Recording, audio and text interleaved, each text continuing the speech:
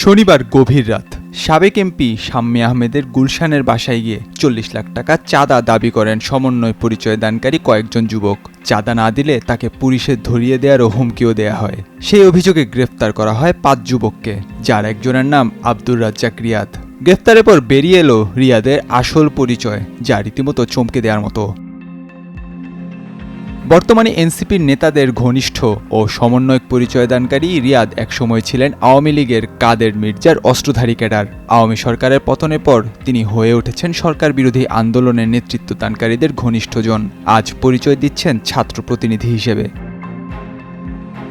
রিয়াদের পৈতৃক নিবাস নোয়াখালীর। স্থানীয় সূত্রগুলো জানায়, নোয়াখালীর সেনবাগ উপজেলার বাসিন্দা রিয়াদ ২০২০ সাল থেকে ২০২৪ সালের ৫ আগস্ট পর্যন্ত কাদের মির্জার সঙ্গে নিয়মিত যোগাযোগ রাখতেন এবং তার দলের সক্রিয় সদস্য হিসেবে কাজ করতেন।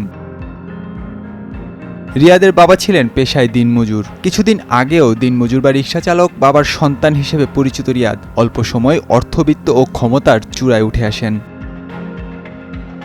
সমন্বয়ক পরিচয়ে পরিচিতি পাওয়ার পর তার পোশাক আশাক, জীবনযাত্রা ও আর্থিক অবস্থায় চোখে পড়ার মতো পরিবর্তন আসে। গ্রামের বাড়িতে তৈরি করছেন তিনি দৃষ্টিনন্দন ডুপ্লেক্স বাড়ি। সর্বশেষ কোরবানি ঈদে লাখ টাকার গরু কোরবানি দেন, যা তার পরিবারে এই প্রথম। স্থানীয়দের অনেকেই দীর্ঘদিন ধরেই রিয়াদের হঠাৎ উত্থান নিয়ে প্রশ্ন তুলছিলেন। তাদের মতে রিয়াদের কোনো দৃশ্যমান আয় উপার্জনের উৎস ছিল না, অথচ তিনি দ্রুতই বিত্তশালী ও প্রভাবশালী হয়ে উঠতে থাকেন। নিজেকে পরিচয় দিতেন ছাত্র সমন্বয়ক ও প্রতিনিধি হিসেবে। সম্প্রতি গুলশানের চাঁদাবাজির ঘটনায় রিয়াদের নাম নতুন করে আলোচনায় আসে। অভিযোগ অনুযায়ী রিয়াদ ও তার সহযোগী কাজী গৌরব অপু গুলশানের ৮৩ নম্বর রোডে অবস্থিত সাবেক মহিলা এমপি শাম্মী আহমেদের বাসায় যান এবং ৪০ লাখ টাকা না দিলে তাকে পুলিশে ধরিয়ে দেওয়ারও হুমকি দেন। বিষয়টি শাম্মী সঙ্গে সঙ্গে পুলিশকে জানালে গুলশান থানা পুলিশ অভিযান চালিয়ে রিয়াদ সহ ৫ জনকে ঘটনাস্থল থেকে আটক করে, তবে অপু পালিয়ে যায়।